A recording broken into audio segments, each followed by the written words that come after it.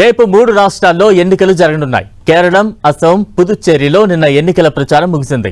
కేరళంలో 140 assembly స్థానాలకు, అసోంలో 126 స్థానాలకు, పుదుచ్చేరిలో 30 assembly స్థానాలకు రేపు ఒకే విడతలో పోలింగ్ జరగనుంది.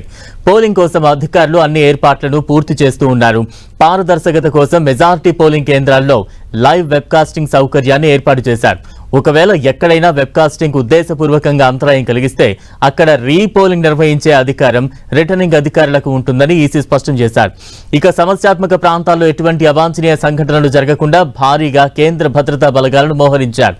ఓటర్ల సౌకర్యార్థం ప్రతి పోలింగ్ కేంద్రం వద్ద తాగునీరు, వికలాంగుల కోసం ర్యాంపులు, క్యూ లైన్లలో కూర్చునేందుకు బెంచీలు వంటి కనీస వసతులను కల్పించారు.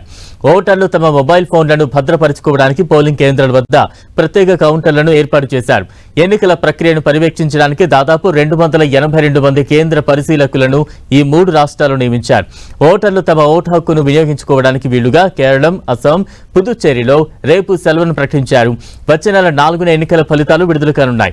2 రాష్ట్రాలు కేంద్రపాలిత ప్రాంతంతో కలిపి మొత్తం 5,70,00,000 మంది ఓటర్లు ఉండగా 63,056 పోలింగ్ కేంద్రాలను ఏర్పాటు చేశారు. పోలింగ్ సజావుగా సాగేలా ఎక్కడికక్కడ భద్రతా కట్టుదిట్టం చేశారు. కేరళలో 2.71 కోట్ల మంది ఓటర్లు ఉండగా పట్టణ ప్రాంతాల్లో 6,130, గ్రామీణ ప్రాంతాల్లో 24,341 పోలింగ్ కేంద్రాలు ఏర్పాటు చేశారు.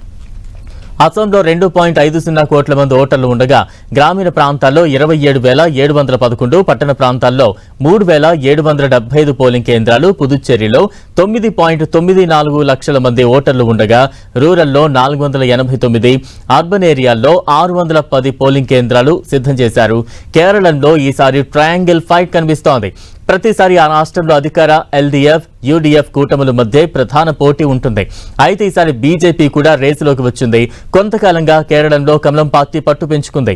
కమ్యూనిస్టులకు కంచుకోటైన తిరువనంతపురం మేయర్ మున్సిపాలిటీలో విజయకేతనం ఎగురవేసి సంచలనం సృష్టించింది. దీంతో ఈసారి కేరళంలో ఎల్డీఎఫ్, యూడీఎఫ్, బీజేపీల మధ్య ముక్కోనపు పోరు సాగనుంది. అసోం అసెంబ్లీలో మొత్తం 126 సీట్లు ఉన్నాయి. సీఎం హిమంత బిశ్వ శర్మ సారథ్యంలో డబుల్ ఇంజన్ సర్కార్ నినాదంతో ఆ రాష్ట్రంలో హ్యాట్రిక్ విక్టరీ కొట్టాలని బీజేపీ నేతృత్వంలోని ఎన్డీఏ ఆరాటపడుతోంది. పార్టీకి పూర్వవైభవం తీసుకొచ్చేందుకు యువ నేత గౌరవ్ గొగోయ్ నాయకత్వంలో మిత్రపక్షాల అండతో కాంగ్రెస్ భారీ ప్రయత్నాలు చేస్తోంది.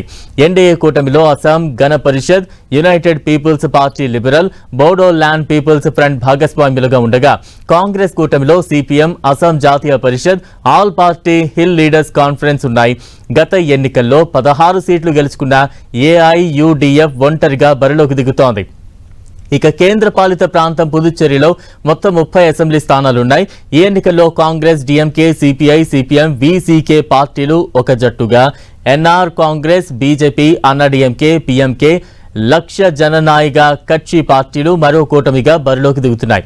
విజయ్ టీవీకే, సీమా నామ్ తమిళర్ కక్షి వేరువేరుగా పోటీ చేస్తూ ఉన్నాయి. పుదుచ్చేరిపై తమిళనాడు ప్రభావం ఎక్కువగా కనిపిస్తూ ఉంటుంది. ముఖ్యమంత్రి రంగస్వామి నిరాడంబరుడు అని పేరు. పుదుచ్చేరికి రాష్ట్ర హోదా కల్పిస్తామని, అది ఎన్డీఏ ప్రభుత్వంతోనే సాధ్యమని ప్రచారం చేశారు. నియోజకవర్గానికి 30 నుంచి 35 వేల ఓట్లే కావడంతో స్వల్ప ఓట్ల వ్యత్యాసంతో ఇక్కడ గెలుపోటముల్ని ప్రభావితం చేయొచ్చని రాజకీయ నిపుణులు విశ్లేషిస్తున్నారు.